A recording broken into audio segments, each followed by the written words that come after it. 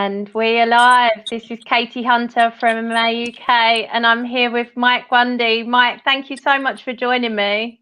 No problem, Katie. How are you doing? You okay? I'm really good, thanks. How are you doing? Good, I'm doing great.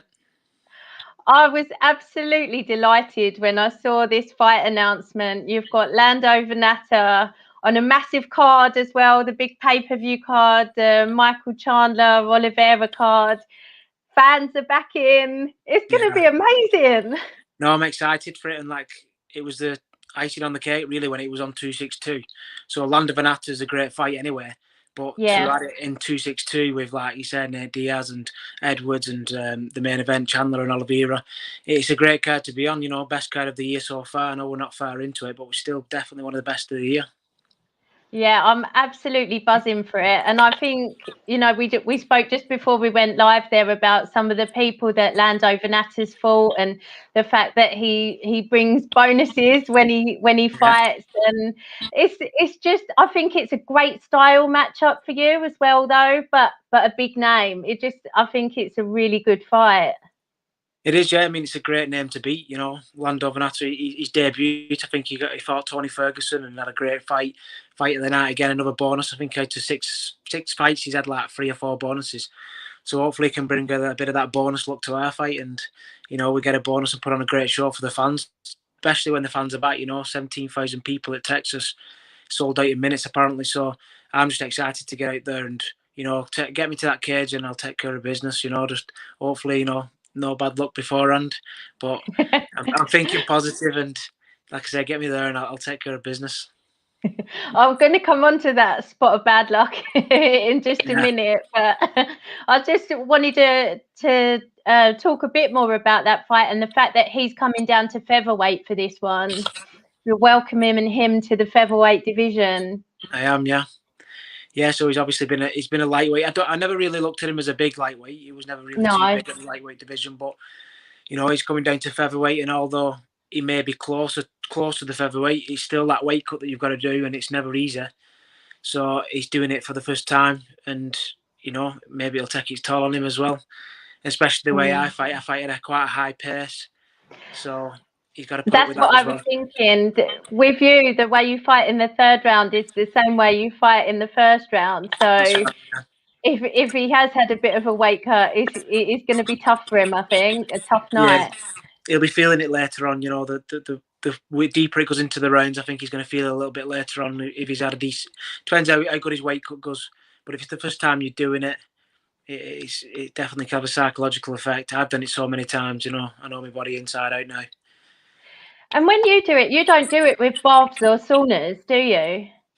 No, I just obviously nutrition is everything beforehand, and get myself as lean as I possibly can, and then closer to the fight, I won't go any saunas or baths. I'll just do it. I'll just train it all off.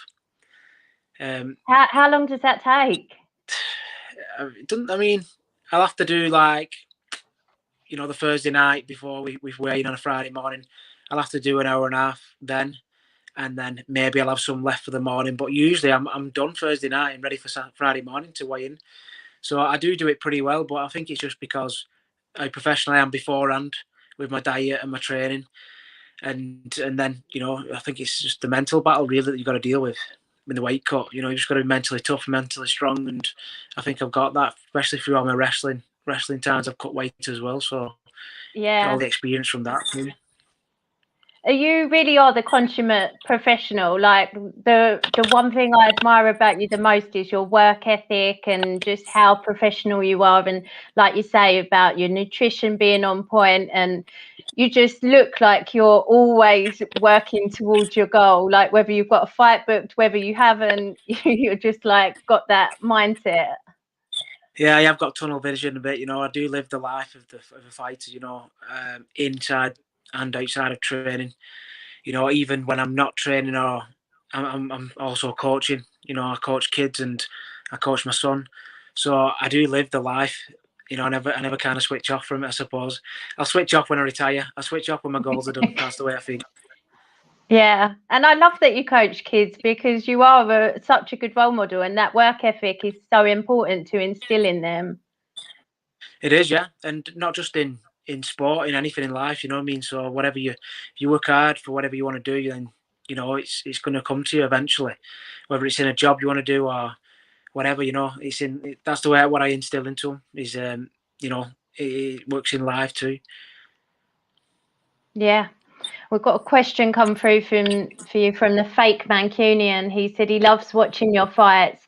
Is there anywhere in the world that you haven't fought yet but would love to put it on the list?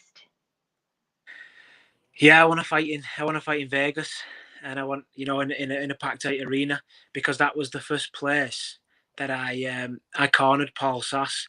I cornered Paul Sass in Las Vegas, the MGM Arena, and I just remember walking out. I was just an amateur fighter then myself, and I remember walking out and the stadium was full. You know, it was a massive card, and it was like shivers down my spine straight away. I thought, wow, I want to be here. So that's the place that I always remember. So I do want to fight in Vegas in a full arena. That seems very achievable.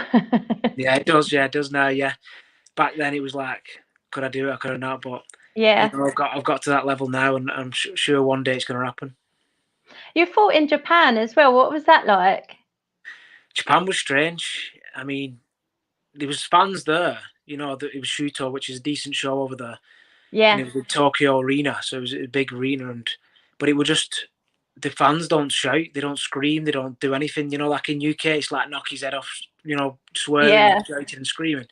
But in Tokyo, That's their it sign of was like, respect, isn't it? yeah, they appreciate every aspect of mixed martial arts. You know, I'd pass his guard, or I'd do a good double leg. You know, which not many people fully cheer for over here. They clap. You know, they clap and they'd appreciate it. So they're good fans and they're very respectful too. Yeah, I think that must be an amazing place to fight. Yeah, it was. It was real. So we spoke about your spot of bad luck earlier, and the fact that you must be gagging to get back in there. But like your UFC career couldn't have got off to a better start, because you finished Nad Narimani, who everyone knows is such a tough and durable guy, and that was back in UFC London in 2019. Yeah, that's right. I think it was superb, and I was there in the stands, and it was just such an exceptional debut. And then you've just had such a tough time since. Were you injured straight? You had a fight book that fell through after that. Was that from injury, the first one? So yeah, I beat Nad in 2019. Then it was, yeah. So I think it was like June, July. They tried to book me in China against Movsar Evloev. Yeah. I was supposed to be booked with him first time, and yeah, I broke my rib, and then I recovered from that, and then they tried to put us in March 2020 against Makwan. Yeah. Then the And I was COVID so hit looking us. forward to that fight. That was a great fight. Yeah.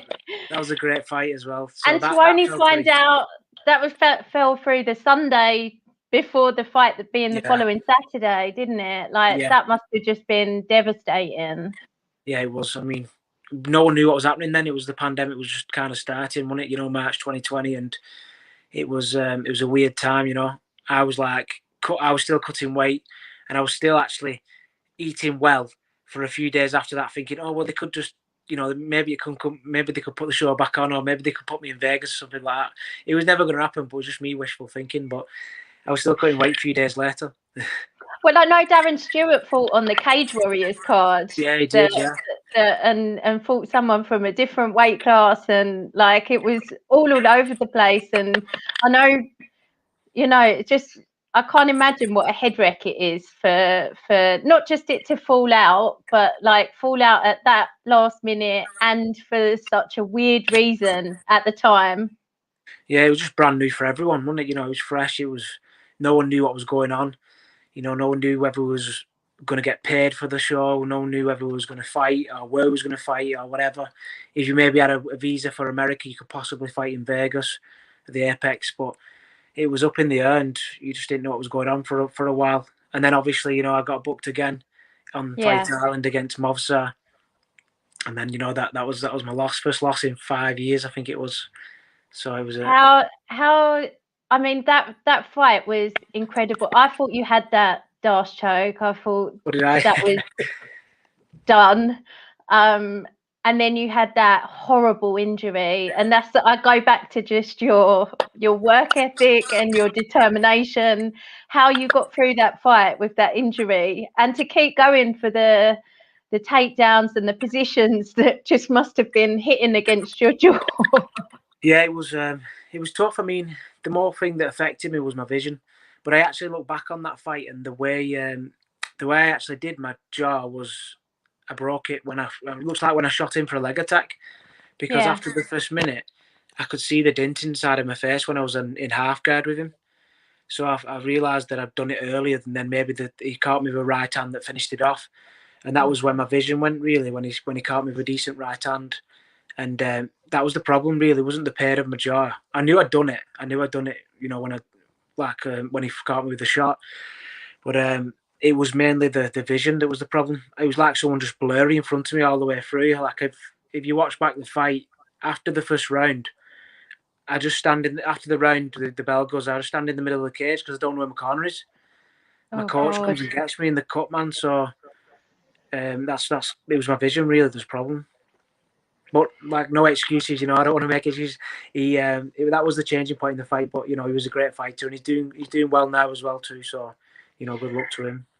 He is doing well, and he's one of the UFC's top prospects in your division. But I still think to get through that fight, and not even just to get through it. It wasn't like you were going for the win, like till the final bell rang. Like you can't. It sounds like a cliche to say you can't teach heart, but cliches are a cliche for a reason.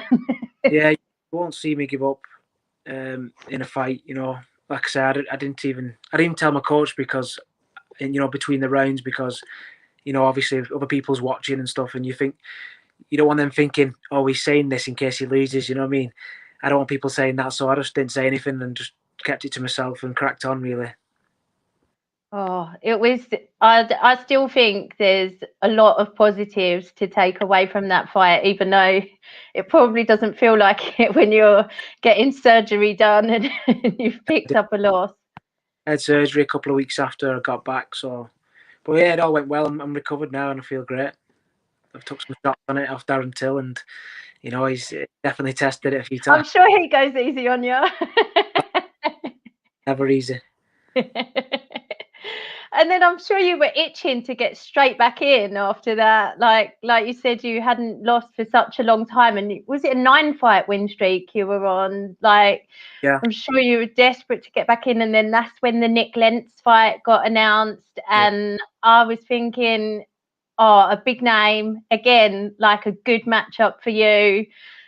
And then I don't think it wasn't you that had COVID, was it? It was one of you had COVID and you weren't allowed to travel.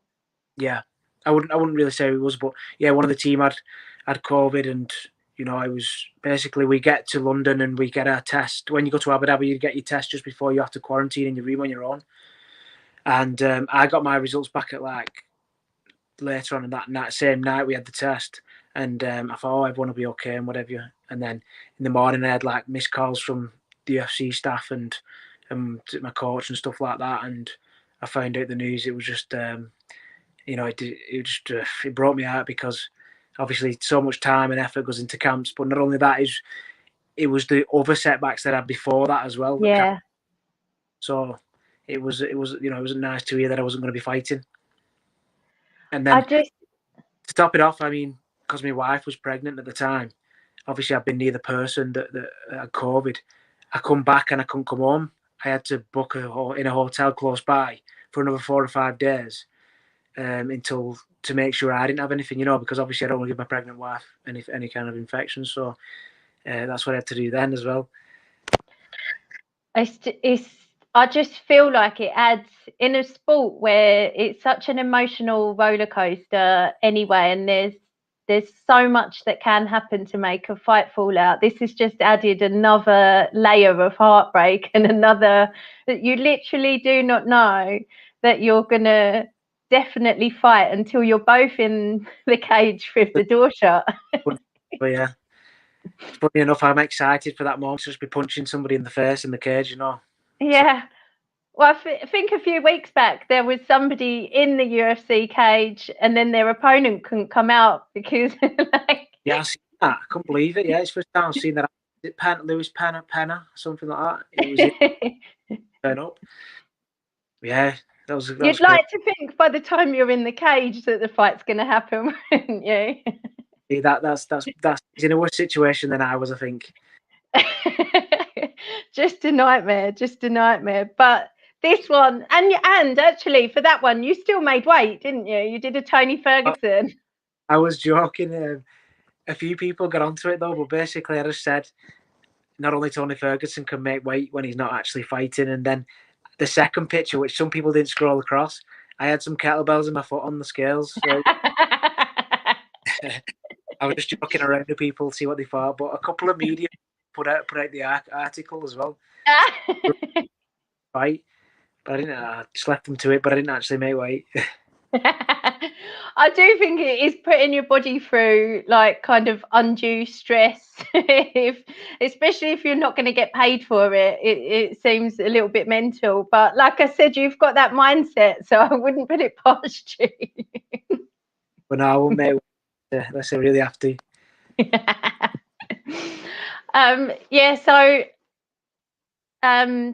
this one I've got a good feeling. I'm confident it's definitely gonna go ahead. No hitches.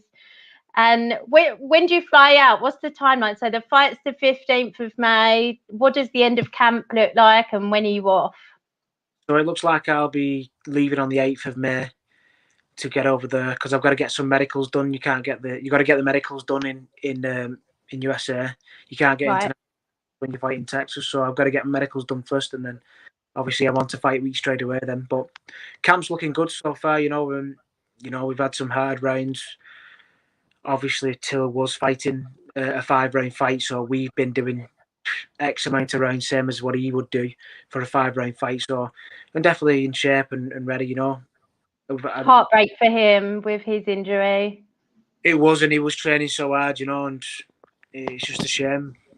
But he was in great condition, and like I say, one of the hardest I've ever seen him train. So you're still going to see great things from Till, as you always do. So I'm looking forward to seeing him get back in the cage as well. But yeah, camp's going great, and like I say, I'm obviously watching what I'm doing. I don't want any injuries now, no hiccups along the way. So I'm training smart. And you became a dad again this year. Are you getting enough sleep? Yeah, my wife's really good, to be honest. She's up every night, and I don't actually wake up at all when she wakes up. I just wake up and there's like 6 bottles around me, and apparently she's been up all night, so letting me stay asleep. Shout out to her, legend. Yes, yeah, she's doing well. Stoneboy wants to know what, if anything, you've had to change in your camp due to lockdown. So, I mean, usually I'd be in Liverpool training in the morning and in the evening as well. So I'd travel to Liverpool, come home, and then travel back. But this time we've only got the morning sessions on for the professionals, so I'll only travel there in the morning, and then at night time I'll do my own training sessions. So that's the only kind of thing we've had to change, really. I mean, yeah. And so we're quite lucky, really. And I've got my own gym here in Wigan, so I can go and open that and train whenever I want. So is it the same type of training that you're doing in the evening that you would have been doing at Calborn? The evenings I'll just do my strength and conditioning and my circuits and stuff. But I've also got my son who's similar kind of weight to me. He's also fought since he was 4-year-old, so he understands the techniques and he understands he can actually fight very good. So I train with him regular too. But my morning sessions is my main sessions, and our coach understands that he makes it longer and harder in the mornings now because he knows we're not in as much at the night time. Kids like your son actually make me so excited for the future of MMA because he's been training all of it from such a young age with such a great coach. Like, it's just scary how good these kids are going to be. It is very scary. I mean, the next generation that's coming through is going to be unreal. I mean, like you said, they've been like my lad Jack. He started wrestling at 4, and he's been wrestling 12 years now. You know, That is terrifying. yeah. So he's been wrestling 12 years now. He's like already 8 or 9 times national champion. He's been doing jiu-jitsu and Thai boxing and boxing since he was 10. So he's got a lot of experience, more experience than some professionals. So the next generation that's coming through is going to be something special. So when will he be making his MMA debut? I mean, he's done like interclub type things, and he's been on lower level shows where it's still amateur C class and stuff, body shots. But Yeah. he'll probably do like an amateur fight this year, hopefully before the end of the year. So I mean, I'm looking forward to him doing that. He's been training with me in Liverpool with the professionals during lockdown as well, because he's big enough and old enough he can handle himself with the amateurs and the professionals really. So he's going to do well. Jesus, he's going to be scary. I can't wait to look out for him. And one final question I wanted to ask you before you go, Mike. You put on your Instagram about possibly competing at the Commonwealth Games again next year. Is that something you're seriously thinking about? Yeah, I mean that was just a bit of a teaser, really, but I'll just see what happens, you know, when it comes closer to the time and stuff. But I mean, I've done 2 Commonwealth Games now myself, and the other one's local. You know, it's only in Birmingham. Maybe we'll see what happens.